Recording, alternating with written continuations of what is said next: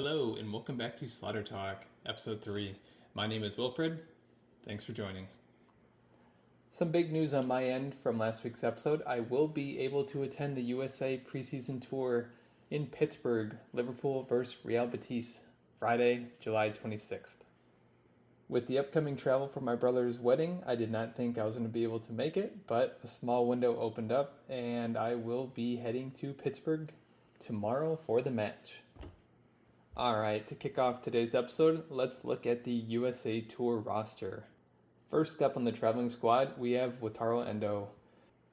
Endo's arrival into Liverpool last season came at the end of the transfer window after the season had already begun. It's tough for someone coming into the new league, a new team, new country, and not having a proper preseason to get your feet under you. To me, it appeared the pace of play of the Premier League and Klopp's play style was a bit too much for Endo, as he struggled to get minutes early on. The case could not be made that there was no spot for him early on and he had to earn his role, as the team had no true number 6 on their team with departures of Henderson, Fabinho, and Milner. As documented by LSC TV, Endo's opening day was captured with a conversation with Jurgen Klopp where Klopp had mentioned that we need you. Endo not seeing playing time on the pitch just gave the fans more fuel to the fire that this was FSG taking the easy way out again after the failed $100 million transfer for Caicedo. As we progressed into 2023, Endo began to cement his place in the starting 11, playing match after match as the number 6. Quickly, Endo became a household name that was being talked about in the conversations of Declan Rice and Rodri. As Endo was hitting his stride, January came along and Endo had to depart to go back for the Asian Cup games that were happening at international duties. The games immediately before and after the Asian Cup with Endo in the lineup, Liverpool were able to go 13 games without defeat. Still being the only true number 6 on the team, at the end of the season Endo will be 32 years old, so I hope Liverpool look to buff up their number 6 position at some point in the near future. Up next we got Dominik Szoboszlai. Dom was almost the exact opposite trajectory as Wataru Endo. Dom was signed early in the window, have a full camp under his belt, and hit the ground running once the season started. Early on, Dom took the league by storm, catching all the attention of the fans with his amazing work rate, tracking back, making great passes, and he was not shy to put his laces through the ball from outside the box to try and get a goal. In the middle of January, Dom picked up a knock, causing him to miss 5 out of the next 6 matches. Immediately after injury, Dom was eased into the lineup after a couple partial matches, getting him up to an 88-minute match, but did not feature a full 90 one time the remainder of the season.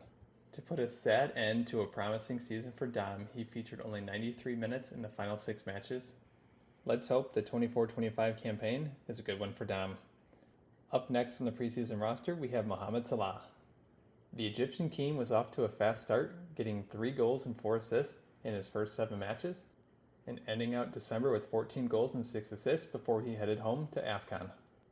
Salah picked up an injury in the first match of AFCON that caused him to be out until the middle of March. Similar to Dom, Salah was just not the same when he came back from injury. 3 goals and 3 assists in the final 3 months is not the standard that Liverpool fans are used to seeing with Mohamed Salah. Entering this campaign at 32 years old, Salah returned to camp in peak shape and won Arne Slot's first fitness test as the new manager. As things currently stand, Liverpool do not have a true right-wing backup to Mohamed Salah, so hopefully he can stay healthy for the upcoming campaign. Moving on to Curtis Jones. Another common theme with this Liverpool squad from last year resulted in Jones being sidelined for a vast majority of the season, starting only 14 matches and playing 23. When healthy, Jones has looked great, being a big influence on the pitch, but the problem becomes in his 4 seasons at Liverpool, he has not been able to stay out there and provide value consistently. Hopefully, a summer off of international duties gives Jones the rest he needs to where he can come back during this camp, prove himself, get familiar with the system, and be a key part of the Liverpool squad. Up next, we take a look at Harvey Elliott. Harvey started only 11 matches for Liverpool in the Premier League last year, and one of the key reasons he does not see consistent playing time is he's fighting for competition with Salah, McAllister, Jones, and Szoboszlai in the same positions. The matches where Harvey has started, he's been very lackluster and does not have a big impact. When coming off the bench, he's an energizer bunny. He runs all over the pitch, presses when the team needs it, and gets a nice, efficient return. I'm torn on how I feel about Elliott either on the right wing or in the midfield. In the midfield, he seems to have a little bit of lacking given his size, and that's not his natural position, but his work rate makes up for it. But when you throw him on the right wing, it's hard to not compare him to Salah, which tends to make you think he's always not doing enough out there, given how much Salah always does. Continue on with Kostas Tsimikas. He is a player who is entering a pivotal season for his Liverpool career. He has never really found his place in the starting 11. It definitely doesn't help when you're sitting behind Andy Robertson, one of the best left backs in the world. Robertson's been getting older and having a string of injuries, and this is key for Kostas to be able to implement himself into the team under the new regime. There was a small string of games last season when Kostas was able to get into the starting lineup when Robertson broke his collarbone, but shortly after he also got injured, and after that never really got himself back into a situation for consistent playing time. Which leads us into Andy Robertson, who reported to camp with a calf injury that was picked up at the end of last season and carried on into the Euro competition. It has been confirmed this morning by Arne that Robertson will not feature in any of the 3 preseason US Tour matches due to his injury. This is very important for Kostas to take this opportunity to implement himself into the first team under Slot and let Robbo become the impact sub that comes off the bench or provides relief when the team needs it. Injuries, Robertson just did not look the same last season. He had flashes of his old self, then he had other games where he just did not get on the ball, he did not attack, he was not whipping in good crosses, just a shell of himself, which is sad because he's been a cog in that defense. It will definitely be interesting to see how Kostas and Robertson both fit into Slot's plans. Looking ahead to Fabio Carvalho. A player who was signed from Fulham as a big talent, seemed to struggle early in his career with Liverpool, withdrew himself from the Portugal U21 team, had a failed loan at RB Leipzig, but then started to pick up speed during his time at Hull City. Those chains of events worry me that he had a bit of an attitude issue, but hopefully his time at Hull was a bit of a come to Jesus moment where he's going to have the right mindset to try and get himself into the squad. Another big question mark for the team is Stefan Bajcetic. 2 seasons ago when he broke out on the scene, he put out some great performances, got the Liverpool fans excited about what a young talent he could be. After sustaining an injury and missing almost all of last season, only playing a few minutes here and there, this season, Bajcetic will almost feel like a new signing if he can get into the squad. Whether it be a starter or a backup, I think Bajcecic's role in the team is very vital, as Liverpool do not have a true number 6 backup to Endo. Endo is aging, Bajcetic is up and coming. Hopefully Slot can find a good blend between the two to be able to implement a good holding midfield. Luke Chambers is the next one that I want to keep my eye on this season. With Kostas and Robertson both having some injury issues, Luke Chambers could find himself a nice spot in the starting 11 this season.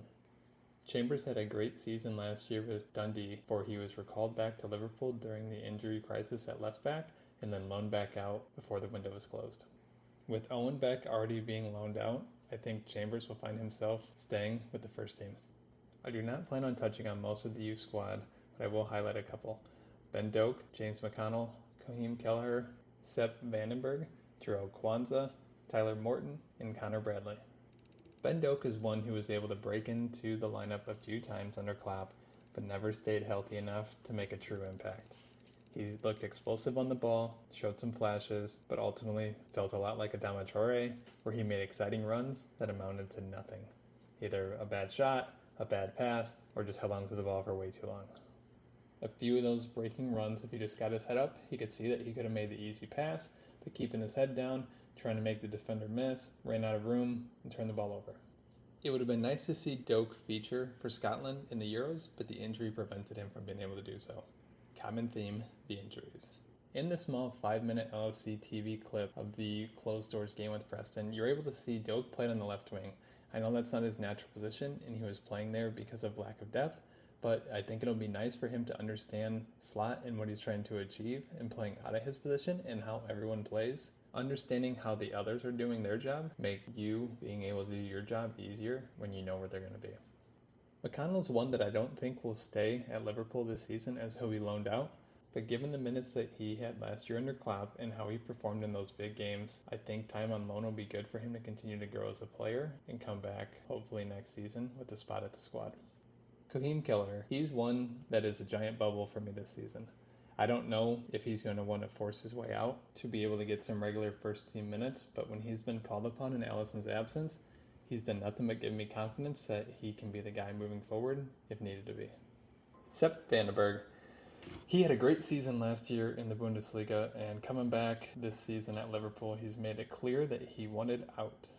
He feels he doesn't have a place at Liverpool and the bridge has been burned, and he's also upset with the asking price, thinking that Liverpool are handcuffing him from being able to make a move. My gut tells me Slot does not want to lose Vandenberg, as every picture from LFC or the LFC TV videos, he is featured and always at the front of every interaction. So I think they're trying to show that they see value and importance in him and want to keep him at the club. Up next, we got Big Jarell Quansah. Quansah had a big call-up to the England national team preliminary squad, but did not end up making the final cut. Quansah had a great year for Liverpool last season when stepping in for Konate, who was injured.